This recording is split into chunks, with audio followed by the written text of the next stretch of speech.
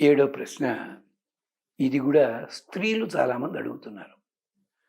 ఏవండీ, ఒకప్పుడు ఇన్ని పూజలున్నాయో లేదో తెలీదు గానండి, ఈ మధ్య పూజలు ఎక్కువైపోయాయండి. కరెక్టేనమ్మా. కారణాలు వేరే ఉన్నాయి. అక్కడితోటి బానే ఉంది. పూజలో ఏమైనా ప్రసాదం ఇస్తే తినేస్తాం అనుకోండి, మరి పసుపు, కుంకాలు ఇచ్చేస్తుంటారండి. అవి కట్టలు కట్టలు ఇచ్చేస్తారు. ఇంటి నిండా ఉంటున్నాయి. మేము పూజ చేస్తాం. చేస్తే పసుపంతా ఎక్కడెట్టే పెట్టండి పురుగులొచ్చేస్తాయి. అమ్మా, అమ్మవారికి, అయ్యవారికి చేసిన పూజల మీద, పువ్వుల మీద, పసుపు మీద ఇలా గౌరవం మీకుందా? అన్యాయం కదమ్మా! మరైతే పసుపుతో పూజ చేయడం మానేయండి. అయ్యో! ప్రమాదం గదండీ!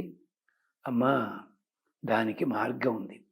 ఎవరైనా పసుపు ఇస్తే తెచ్చుకోండి, ఉపయోగించుకోండి. చక్కగా ఒక డబ్బాలో వేసుకోండి. దాంట్లో 2 హారతి కర్పూరం బిళ్ళలేసేయండి. అలాగే కుంకుమ కూడా.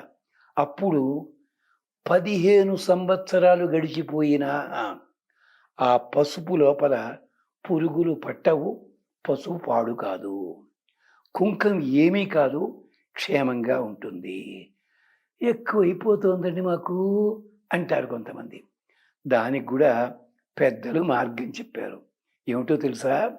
సంవత్సరంలో ఒక్కసారైనా నదీ తీరాల్లో స్నానం చేయండి అని చెప్పారు. నదుల్లో స్నానం చేసే వేళ అక్కడికి వెళ్ళి ఈ పసుపు కుంకుమలు ప్రవహించే నీటిలో కలపండి. చెరువుల్లోనూ, దొరువుల్లోనూ కలపవద్దు. అలాగే మీకు తెలుసో తెలియదో ఒక్కసారి కోస్తా జిల్లాలో పల్లెటూళ్ళ ప్రాంతానికెళ్ళండి. ఇలాంటి పసుపు నీళ్ళల్లో కలిపి వరి, చెరకు, జొన్న, వేరుశెనగ ఇలాంటి పొలాల్లో జల్లేవారు. అంటే ఏమిటి? వీలైతే ఇంట్లో వాడుకోవడం.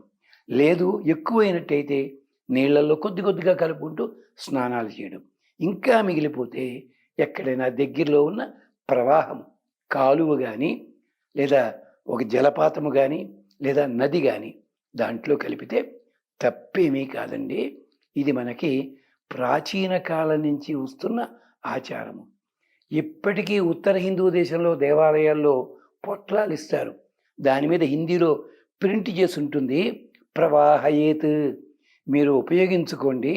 లేనట్టయితే ప్రవాహాలలో కలపండి. మనం ఏం చేస్తామో తెలుసా? దేవుడి ఫోటో ఉంటుంది ఇది కవర్ మీద.